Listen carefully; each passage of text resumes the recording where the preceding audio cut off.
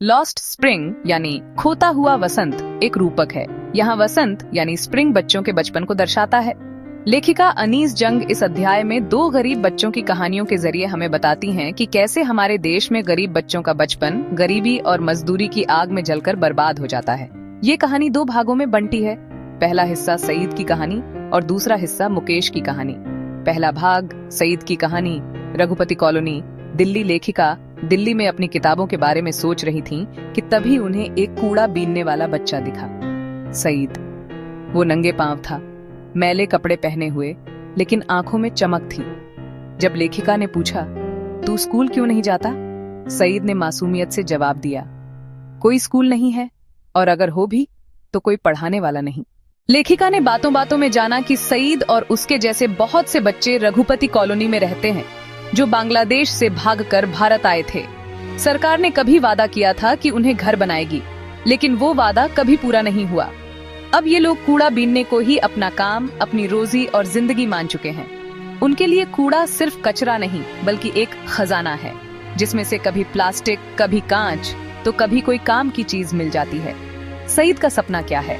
उसे अपने पुराने गांव ढाका की याद आती है, जहां वो हरे भरे खेतों में खेला करता था। लेकिन अब वह सब सपना बन गया है। लेखिका को इस बात ने बहुत चौंकाया कि इन बच्चों का बचपन कूड़े के ढेर में खो गया और कोई आवाज तक नहीं उठी। दूसरा भाग मुकेश की कहानी। फिरोजाबाद का चूड़ी उद्योग। अब लेखिका की मुलाकात होती है मुकेश से, जो फिरोजाबाद में चूड़ी बनाने का काम करता है।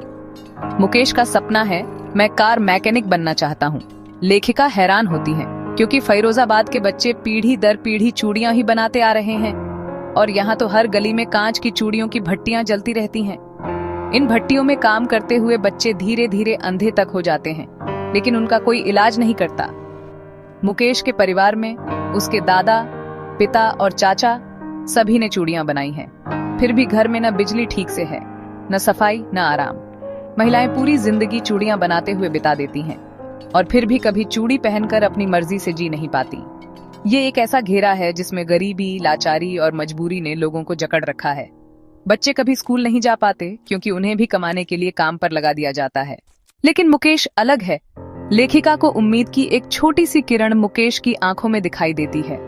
उसकी आंखों में मैं खुद अपना रास्ता बनाऊंगा वाली चमक है। वो कहता है, मैं फिरोजाबाद से बाहर जाकर कार सीखूंगा। उसके इस सपने ने लेखिका को ये सोचने पर मजबूर किया कि शायद एक दिन बदलाव संभव है। और सबसे जरूरी बात, इस अध्याय से हमें क्या सीखने को मिलता है? 1. गरीबी और बाल मजदूरी ने लाखों बच्चों का बचपन छीन लिया है। 2. बच्चों का वक्त किताबों और खेल में जाना चाहिए, कूड़े और भट्टियों में नहीं।